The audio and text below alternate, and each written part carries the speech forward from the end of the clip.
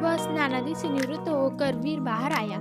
उसे बाहर आते देख मासा बोली, आओ बेटा कलेवा कर लो। यह सुनकर वीर बोला, माँ वीरा जाग गई क्या? तब उसकी मासा बोली, हाँ बेटा। तब वीर बोला, मैं पहले उससे मिलकर आता हूँ। तब उसकी मासा बोली, नहीं बेटा, अगर तुम उससे मिलने जाओगे तो वो अपना आपा खो बैठेगी। जब भी वह किसी को अपने सामने देखती है तो ऐसा लगे जैसे वह किसी चीज से डर रही है। पता नहीं उसने ऐसा क्या देखा है, उससे उसे एक बड़ा ही गहरा सदमा पहुंचा है। हर पल वह उससे डरी रहती है। यह सुनकर वीर बोला, नहीं मासा, देखना मेरी बहन मुझे देखकर जरूर खुश हो जाएगी। यह कहकर वीर वीरा के कमरे में गया। उसके साथ ही सभी घरवाले भी गए। वीरा अपने बिस्तर पर सिमटी हुई बैठी थी। जैसे ही वीर ने उसे देखा तो बोला, वीरा वीरा। वीर वीरा के पास पहुंचा तो उसे उससे पहले ही वीरा जोर जोर से चीखने चिल्लाने लगी। वो बिस्तर पर से उठकर अपने कमरे में रखे सामान को इधर उधर फेंकने लगी। वीरा की ऐसी हालत देख वीर की आंखों में आंसू आ गए। वह बोला, वीरा मैं तुम्हारा भाई हूँ, देखो मुझे। लेकिन वीरा कुछ सुनने को तैयार ही नहीं थी। तब वीर की माँ बोली, चलो बेटा यहाँ से, वरना इसकी तबीयत ज्यादा खराब हो जाएगी। यह सुनकर न चाहते हुए भी वीर वीरा के कमरे से बाहर आ गया।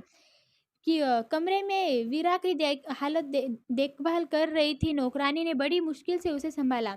अपनी बहन के ऐसे हालत देख वीर का दिल भर आया।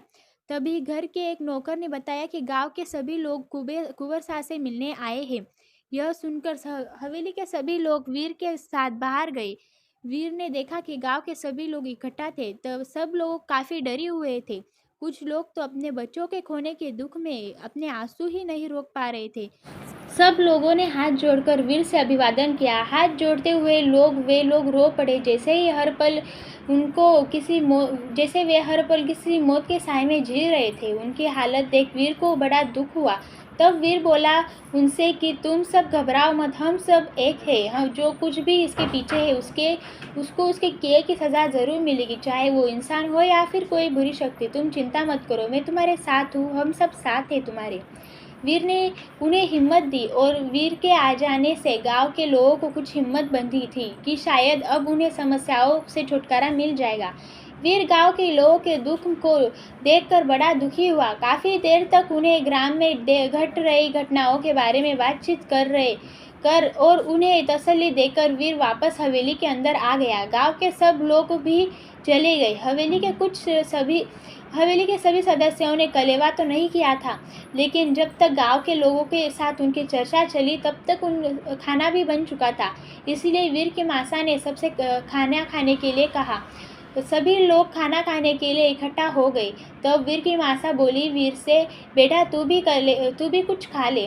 तब यह सुनकर वीर बोला, मासा मुझे भूख नहीं है। तब वीर की मासा बोली, बेटा हमारे को पता है जो कुछ भी हो रहा है उससे तू घना दुखी है। वीरा की हालत देख थारे से देखी ना जावे, लेकिन इस तरह भूखे पासे रहकर कुछ ना हो पावेगा। बेटा इन सब से जितना दुख थारे को है उतना दुख मारे को भी है, लेकिन ये वक्त हिम्मत से काम लेने का ही है, हिम्मत हारने का नहीं। चल पहले कुछ भोजन जीम ले। तब वीर बोला, मासा। वीरा ने कुछ खाया। तब वीर की मासा बोली, बेटा थारे को पता है ना कि वीरा किसी को अपने पास भटकने भी नहीं दे रही, बड़ी मुश्किल से संभाल कर रही है दासी साही, उनसे ज़बरदस्ती कुछ खिलावे है। तब वीर बोला, मासा इस तरह उसकी हालत बिगड़ने तो नहीं दे सकते ना हम, सही देखभाल की ज़रूरत है उसे, खाना खिलाकर आता हूँ मैं।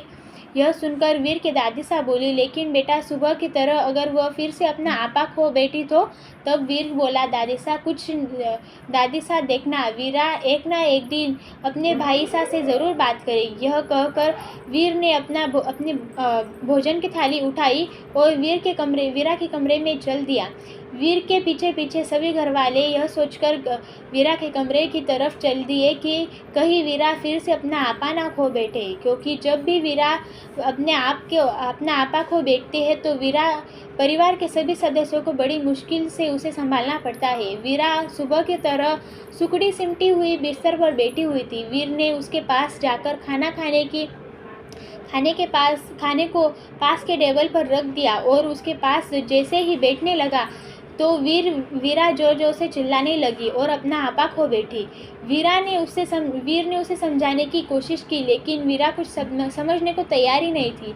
अचानक चीखते चिल्लाते हुए इधर उधर भागते हुए वह गिरने ही वाली थी कि वीर ने उसे संभाला। जैसे ही वीर ने पकड़ा तो कुछ ऐसा हुआ कि जिसे देखकर सभी घर वालों के आंखें बंद ही हो गई।